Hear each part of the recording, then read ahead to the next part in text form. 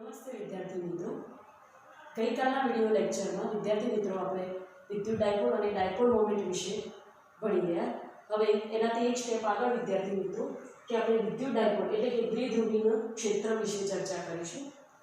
આ થિયરી ખૂબ જ મહત્વની છે વિદ્યાર્થી મિત્રો અને બે ગુણમાં બે પાઠમાં પૂછાય છે. તો અહીંયા આપણે ધ્યાન રાખીશું વિદ્યાર્થી મિત્રો. તો સૌપ્રથમ અહીંયા આપણે બે આકૃતિ બતાવી છે, પરંતુ વિદ્યુત ડાયપોલના ક્ષેત્ર માટે વિદ્યાર્થી મિત્રોને કહેવાય છે કે સૌપ્રથમ વિદ્યુત ડાયપોલ એટલે શું અથવા ડાયપોલ મોમેન્ટ કોને કહેવાય એનો ખ્યાલ આપણને હોવો જોઈએ. તો અગાઉના વિડિયો લેક્ચરમાં આપણે વિદ્યુત ડાયપોલની વાત કરી ચૂક્યા છીએ કે એકબીજાથી પરિમિત અંતરે રહેલા સમાન મૂલ્યના અને વિજાતીય પ્રકારના વિદ્યુત ભારોના તંત્રને આપણે ડાયપોલ મોમેન્ટ કહીએ છીએ, વિદ્યુત ડાયપોલ કહીએ છીએ અને એ પ્રકારના તંત્રથી વિદ્યુત ડાયપોલ મોમેન્ટ મળે છે.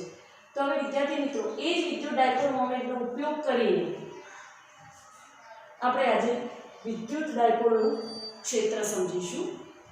તો વિદ્યુત ડાયપોલનું ક્ષેત્ર સમજવા માટે વિદ્યાર્થી મિત્રો આપણે પ્લસ ક્યુ અને માઇનસ ક્યુ એટલે કે બે વિદ્યુત ભારો ધન અને ઋણ લઈએ છીએ. પરંતુ આ બંને વિદ્યુત ભારો અવકાશના કોઈપણ બિંદુ માટે લઈએ તો આપણે કુલમ્બનો નિયમ અને સંપાતપણાના સિદ્ધાંતનો ઉપયોગ કરીએ છીએ. પ્લસ સંપાતપણાનો સિદ્ધાંત, આ બંનેનો ઉપયોગ કરીને આપણે વિદ્યુત ડાયપોલનું ક્ષેત્ર શોધી શકીએ છીએ. તો વિદ્યાર્થી મિત્રો વિદ્યુત ડાયપોલનું ક્ષેત્ર આપણે બે રીતે શોધવાનું છે, એક અક્ષ પરના બિંદુ માટે અને બીજું વિષુવરેખીય સમતલ પરના બિંદુઓ માટે. તો સૌપ્રથમ વિદ્યાર્થી મિત્રો આપણે અક્ષ પરના બિંદુ માટે વિદ્યુત ડાયપોલના ક્ષેત્ર એટલે કે વિદ્યુત ક્ષેત્ર સદિશ સ્વરૂપમાં E માટેનું સૂત્ર આપણે મેળવીશું. તો સૌપ્રથમ વિદ્યાર્થી મિત્રો આપણે વિદ્યુત ડાયપોલના ક્ષેત્ર માટે એટલે કે અક્ષ પરના બિંદુ માટેનું વિદ્યુત ક્ષેત્રનું સૂત્ર આપણે જોઈએ. અહીંયા ધ્યાન રાખજો વિદ્યાર્થી મિત્રો, આકૃતિ એનો આપણે ઉપયોગ કરીશું.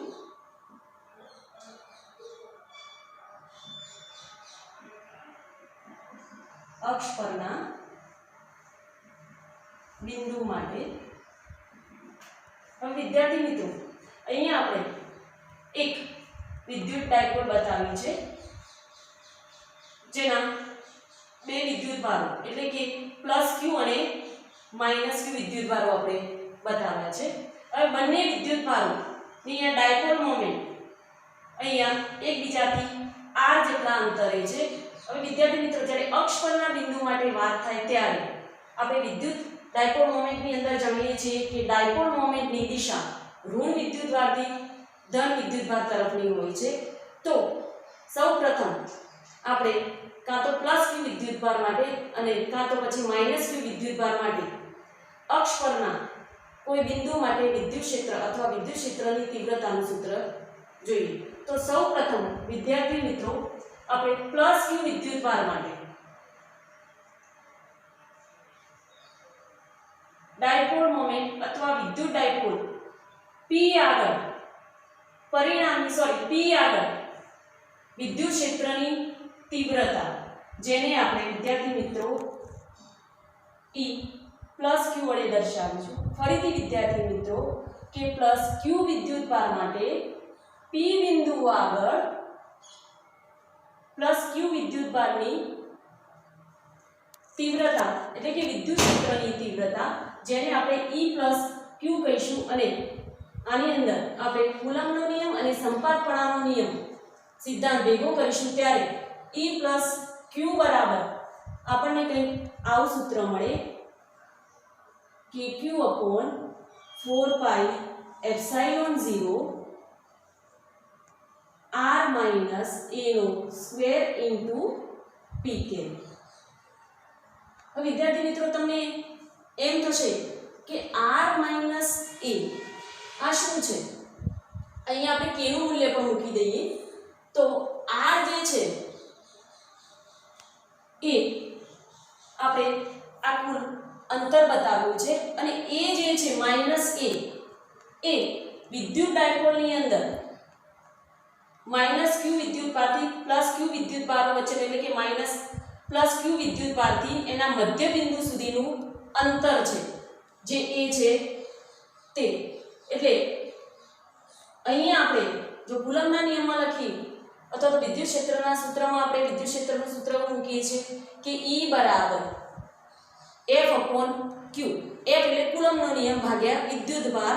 તો કુલમ્બનો નિયમ છે કે Q × Q/r² × Q એટલે વિદ્યુત ક્ષેત્રનું સૂત્ર આપણને કંઈક આવું મળે છે કે kq/r² × r². પરંતુ અહીંયા આપણે r² ન લેતા અહીંયા શું મૂકીએ છીએ r - a². therefore plus q વિદ્યુત ભાર માટે વિદ્યુત ક્ષેત્રનું સૂત્ર E + q બરાબર k ની જગ્યાએ આપણે મૂકીશું 1/4πε0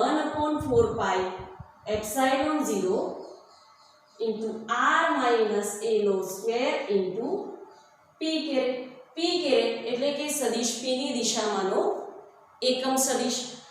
વિદ્યાર્થી મિત્રો આ આપણને મળ્યું સૂત્ર નંબર 1 અથવા સમીકરણ નંબર 1 કે પ્લસ q વિદ્યુત ભારને લીધે બિંદુ p આગળ ઉદ્ભવતું વિદ્યુત ક્ષેત્ર E + q.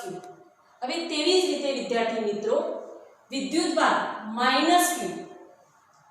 અને -q તેને લીધે બિંદુ p આગળ ઉદ્ભવતું વિદ્યુત ક્ષેત્ર જેને આપણે કહીશું વિદ્યાર્થી મિત્રો E - q. વિદ્યુત ક્ષેત્ર સદિશ રાશિ છે એટલે તીરની નિશાની ભૂલાય નહીં. E - q બરાબર ઉપરના સૂત્ર પ્રમાણે આપણે લખીએ કે q/4πε0. પરંતુ અહીંયા ધ્યાન રાખવાનું વિદ્યાર્થી મિત્રો r² એની જગ્યાએ આપણે અહીંયા થશે -q વિદ્યુત ભાર છે એટલે અંતર r તો ખરું જ.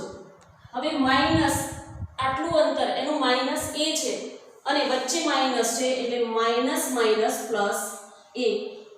અને વિદ્યાર્થી મિત્રો અહીંયા આગળ માઈનસ આવે એટલે kq/4πε0 r + a²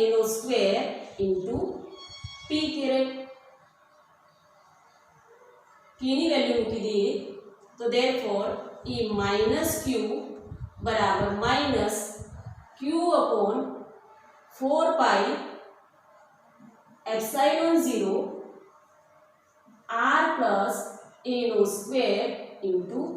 p એટલે સદિશ p ની દિશામાંનો એકમ સદિશ. તો આ થયું સમીકરણ નંબર 2 વિદ્યાર્થી મિત્રો. હવે સમીકરણ 1 અને 2 નો ઉપયોગ કરી તો -q અને +q વિદ્યુત ભારો માટે વિદ્યુત ક્ષેત્ર અનુક્રમે E - q અને E + q મળે છે અને આ બંનેનો જો આપણે સદિશ સરવાળો કરીએ તો સમાંતર બાજુ ચતુષ્કોણના નિયમ પરથી આપણને પરિણામી વિદ્યુત ક્ષેત્ર મળે છે. તો therefore પરિણામી વિદ્યુત ક્ષેત્ર E બરાબર આપણે લઈશું E + q + E - q એટલે +q વિદ્યુત ભારને લીધે મળતું વિદ્યુત ક્ષેત્ર અને -q વિદ્યુત ભારને લીધે મળતું વિદ્યુત ક્ષેત્રનો સદિશ સરવાળો જે સમાંતર બાજુ ચતુષ્કોણના નિયમનો ઉપયોગ કરીને આપણે એનો સરવાળો કરીએ છીએ. તો બરાબર હવે સમીકરણ 1 અને 2 ની વેલ્યુ એ ઉપરના સમીકરણ અથવા સમીકરણ 3 માં મૂકીએ. E + q ની વેલ્યુ હવે જો વિદ્યાર્થી મિત્રો E + q અને E - q બંનેમાં કોમન શું છે તો q/4πε0 બંને કોમન છે તો સીધું આપણે એને બહાર જ મૂકી દઈશું.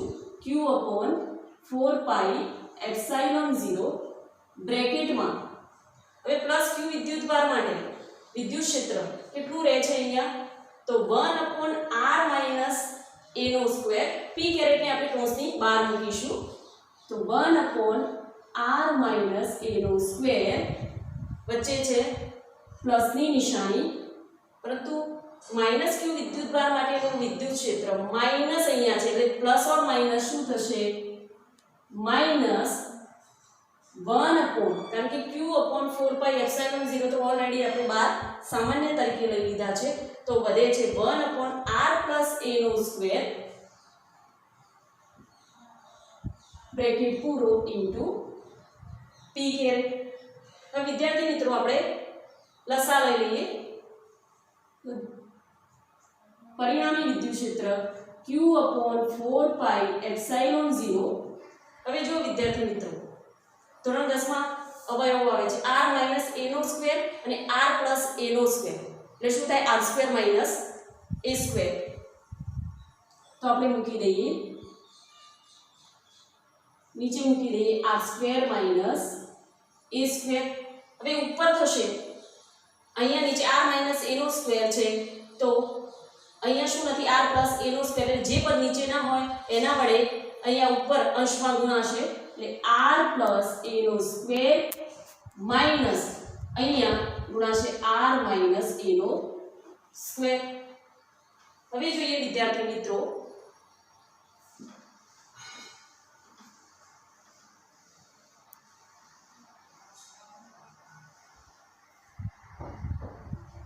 તો therefore પરિણામી વિદ્યુત ક્ષેત્ર E બરાબર Q/4πε0 r + a નો સ્ક્વેર. એટલે શું થશે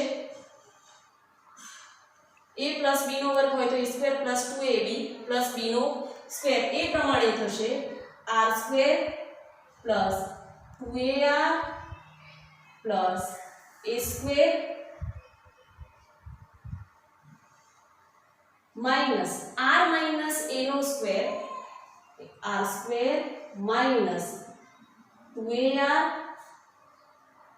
plus a² બ્રેકેટ પૂરો અને નીચે આવશે r² minus a².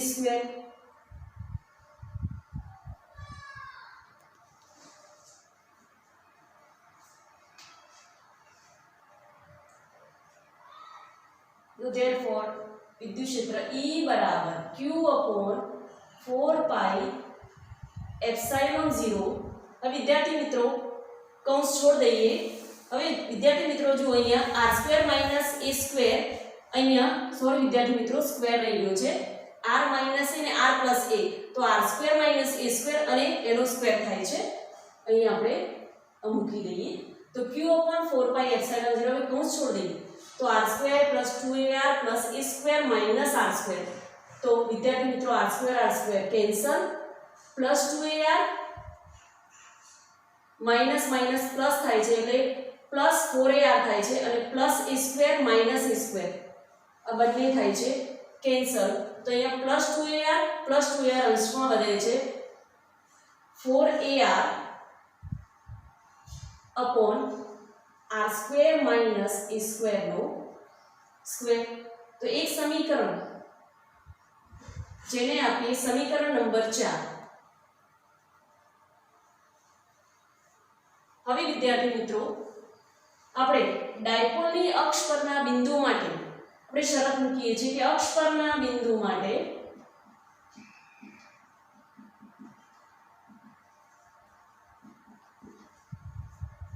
r much greater than small a હોય તો, એટલે કે સ્મોલ r ની સરખામણીમાં જો a ને અવગણીએ તો આપણને પરિણામી વિદ્યુત ક્ષેત્રનું સૂત્ર કંઈક આવું મળે E બરાબર Q/4πε0 4ar p caret. Sorry વિદ્યાર્થી મિત્રો અહીંયા p કેરેટ લખવાનું રહી ગયું. Q/4πε0 4ar upon r ની સાપેક્ષમાં a ને અવગણવાના છે. તો અહીંયા a ને અવગણીએ એટલે આ પદ શું થશે 0 માટે r નો સ્ક્વેર અને a નો સ્ક્વેર એટલે કેટલી થશે r ની 4 ઘાત. તો વિદ્યાર્થી મિત્રો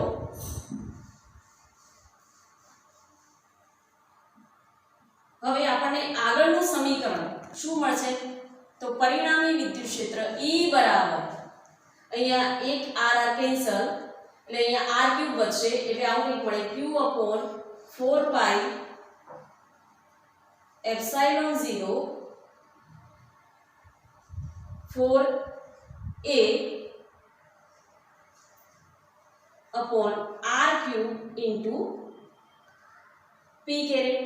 હવે વિદ્યાર્થી મિત્રો 4 ના બે ભાગ પાડી દઈએ 2 * 2 મૂકીએ તો therefore E બરાબર Q * 2 * 2a upon 4 pi epsilon 0 into r cube into p caret. તો વિદ્યાર્થી મિત્રો 2a into q એટલે શું છે? વિદ્યુત ડાયપોલ મોમેન્ટ. એટલે આપણે એવું બતાવી શકીએ કે p બરાબર 2aq છે. માટે ઉપરના સૂત્રમાં 2aq બરાબર વિદ્યુત ડાયપોલ મોમેન્ટ આપણે મૂકીશું. તો therefore E બરાબર આપણને સૂત્ર મળશે 2p upon 4 pi epsilon 0 into r cube into p caret. સમીકરણ નંબર 5 જે ડાયપોલની અક્ષ પરના બિંદુ માટેનું પરિણામી વિદ્યુત ક્ષેત્ર અથવા વિદ્યુત ક્ષેત્રની તીવ્રતા અથવા વિદ્યુત ક્ષેત્ર માટેનું સૂત્ર છે. વિદ્યાર્થી મિત્રો હવે આપણે વિષુવરેખીય સમતલ પરના બિંદુ માટેનું સૂત્ર વિશે આપણે ચર્ચા કરીશું.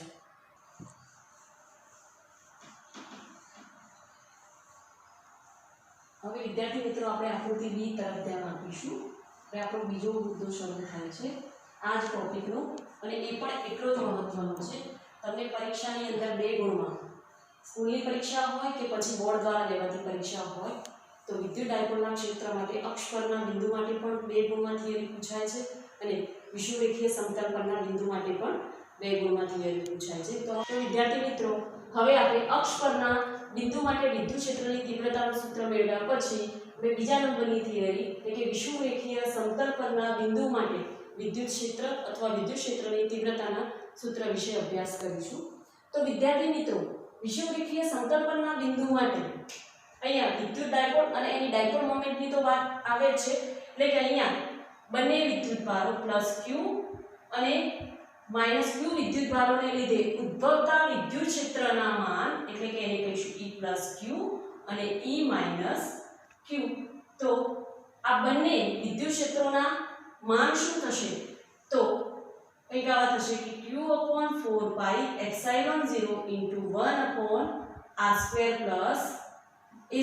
એ જ રીતે -q વિદ્યુત ભાર માટેનું વિદ્યુત ક્ષેત્રનું માન થશે q/4 pi epsilon 0 into 1/r² plus a². વિદ્યાર્થી મિત્રો આ બંને વિદ્યુત ક્ષેત્રોના માન સમાન છે, એટલે કે E + q બરાબર E - q. હવે જો બંને વિદ્યુત ક્ષેત્રોના +q અને -q વિદ્યુત ભારોના માન સમાન હોય અને હવે આકૃતિ તરફ જોઈશું તો વિદ્યાર્થી મિત્રો અહીંયા -q વિદ્યુત ભાર અને +q વિદ્યુત ભાર આપ્યો છે.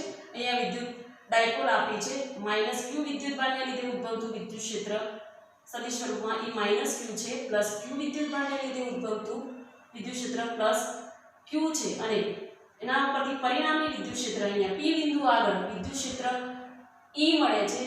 તો જ્યારે વિદ્યાર્થી મિત્રો વિદ્યુત ડાયપોલ અથવા ડાયપોલ મોમેન્ટ એ ડાયપોલની અક્ષને લંબ દિશામાં હોય ત્યારે +q અને -q વિદ્યુત ભારને લીધે મળતા વિદ્યુત ક્ષેત્રના મૂલ્યો પરસ્પર સમાન મૂલ્યના અને વિરુદ્ધ દિશામાંના હોવાથી એમનો સરવાળો એ 0 થાય છે. એટલે કે તેઓ એકબીજાની અસરને નાબૂદ કરે છે.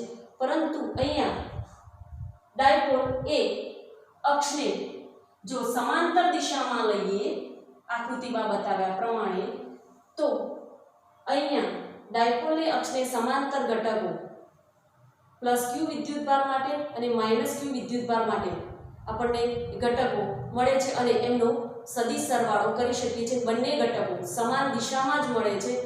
માટે વિદ્યાર્થી મિત્રો આપણે આના ઉપરથી આપણે પરિણામી વિદ્યુત ક્ષેત્ર એટલે કે સદિશ E બરાબર સૂત્ર મૂકીએ -E + q plus E - q cos θ into p caret. p caret એટલે કે સદિશ p ની દિશામાંનો એકમ સદિશ. હવે વિદ્યાર્થી મિત્રો જ્યારે સમાંતર ઘટકની વાત આવે ત્યારે આપણે ઘટક તરીકે cos લઈએ છીએ. હવે ભૂમિતિ પ્રમાણે અગાઉના ધોરણમાં આપણે ભણી ગયા છીએ કે sin બરાબર સામેની બાજુ ભાગ્યા કણ, તો cos થીટા બરાબર પાસેની બાજુ ભાગ્યા કણ, તો cos થીટા બરાબર પાસેની બાજુ ભાગ્યા કણ એટલે કે મૂલ્ય શું થશે? તો આકૃતિ ઉપરથી આપણે જોઈ શકીએ કે cos થીટા બરાબર a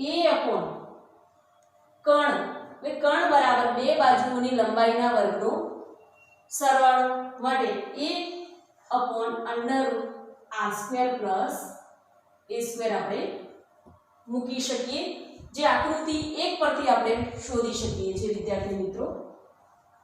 તો સમીકરણ 1 માં આપણે cos થીટા નું મૂલ્ય મૂકીએ તો ધેરફોર પરિણામી વિદ્યુત ક્ષેત્ર E બરાબર આપણને મળે છે -E + q અને E - q ના પણ મૂલ્ય મૂકી દઈએ વિદ્યાર્થી મિત્રો.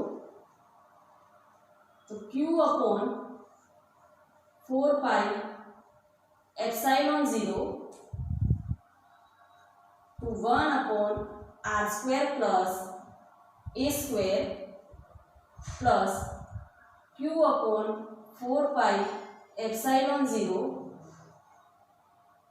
1/r² plus a²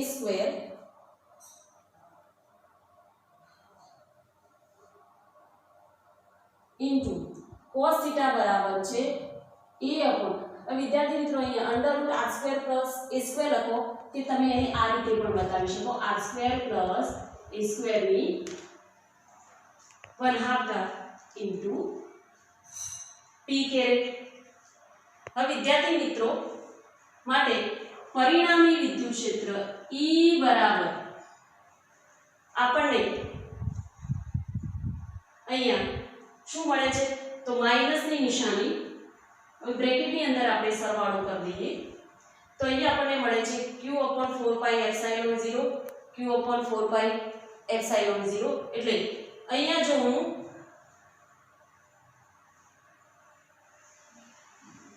q/4πε0 common કાઢી લઉં તો કૌંસમાં આવું રહેશે 1/r² plus a² plus 1/r² plus a² into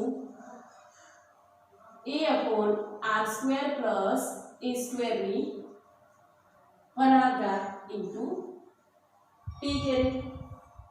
તો વિદ્યાર્થી મિત્રો અહીંયા r² plus a² કોમન છે એટલે ઉપર 1 plus 1 એટલે કે 2 થાય છે, માટે ઉપર આપણે મૂકી દઈએ અંશમાં વિદ્યુત ક્ષેત્ર E બરાબર ઉપર લઈએ આપણે વિદ્યાર્થી મિત્રો એટલે તમને થોડું ધ્યાનમાં આવે. તો પરિણામી વિદ્યુત ક્ષેત્ર E બરાબર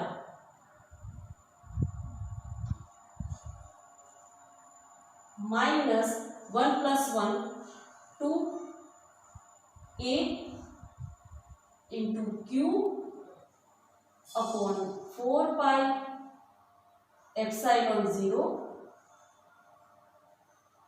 into 1/r² plus a² લખીએ અથવા એની 1 ઘાત પણ આપણે બતાવી શકીએ, કંઈ ન હોય ઘાત તો 1 બતાવી શકીએ, into 1/r² plus a² ની 1/2 ઘાત into p કેરેટ. therefore વિદ્યાર્થી મિત્રો સદિશ E બરાબર હવે અને એમને મૂકીએ -2aq/4πε0. હવે જો વિદ્યાર્થી મિત્રો અહીંયા ધ્યાન આપો કે આધાર સરખા છે અને વચ્ચે ગુણાકારની નિશાની છે તો ઘાતનો શું થાય? સરવાળો. તો into 1 આવું થાય r² plus a² ની 1 plus 1/2 ઘાત into p કેરેટ. તો વિદ્યાર્થી મિત્રો આપણને શું મળે? therefore પરિણામી વિદ્યુત ક્ષેત્ર E બરાબર -2aq/4πε0 into 1/2 વત્તા 1 એટલે 3/2 plus a² ની મળશે 3/2 into p કેરેટ. હવે વિદ્યાર્થી મિત્રો આપણે જાણીએ છીએ કે r much greater than a, એટલે કે r ની સાપેક્ષમાં, અંતરની સાપેક્ષમાં a નું મૂલ્ય અવગણતા, તો આપણે શરત મૂકીએ, જો r much greater than a હોય તો કોના માટે? વિષુવરેખીય સમતલ પરના બિંદુ માટે. તો r much greater than a લઈએ ત્યારે વિદ્યાર્થી મિત્રો આપણને વિદ્યુત ક્ષેત્રનું સૂત્ર E બરાબર -2aq upon 4 pi epsilon 0 into 1 upon a ને અવગણવાનો છે, એટલે શું થશે? આના બરાબર 0 મૂકીશું, એટલે r નો સ્ક્વેર એની પાછી કેટલી ઘાત 3/2 into p કેરેટ. તો વિદ્યાર્થી મિત્રો અહીંયા વર્ગ શું થઈ જાય? કેન્સલ. માટે આપણને સૂત્ર મળે સદિશ સ્વરૂપમાં E બરાબર -2aq upon 4 pi epsilon 0 into 1 upon r cube into p caret. પરંતુ વિદ્યાર્થી મિત્રો આપણે જાણીએ છીએ કે ડાયપોલ મોમેન્ટ P બરાબર 2aq. તો આ મૂલ્યનો આપણે ઉપરના સમીકરણમાં ઉપયોગ કરીએ, માટે વિષુવરેખીય સમતલ પરના બિંદુ માટે વિદ્યુત ક્ષેત્ર અથવા વિદ્યુત ક્ષેત્રની તીવ્રતા અથવા પરિણામી વિદ્યુત ક્ષેત્રનું સૂત્ર E બરાબર -p upon 4 pi epsilon 0 into r cube. સમીકરણ નંબર તમે આગળનું પણ આપી શકો છો. આ થશે તમારું વિષુવરેખીય સમતલ પરના બિંદુ માટેનું વિદ્યુત ક્ષેત્રનું સૂત્ર. તો વિદ્યાર્થી મિત્રો આજે આપણે બે મહત્વના મુદ્દાઓ વિશે ચર્ચા કરી ચૂક્યા. એક અક્ષ પરના બિંદુ માટે અને વિષુવરેખીય સમતલ પરના બિંદુ માટે વિદ્યુત ક્ષેત્રની તીવ્રતાનું સૂત્ર. મુદ્દો બહુ જ અગત્યનો છે, એટલે એને ખાસ ધ્યાનમાં રાખવાનું. હવે આવતા વિડિયો લેક્ચરમાં આપણે અગાઉના ટોપિકની ચર્ચા કરીશું. Thank you.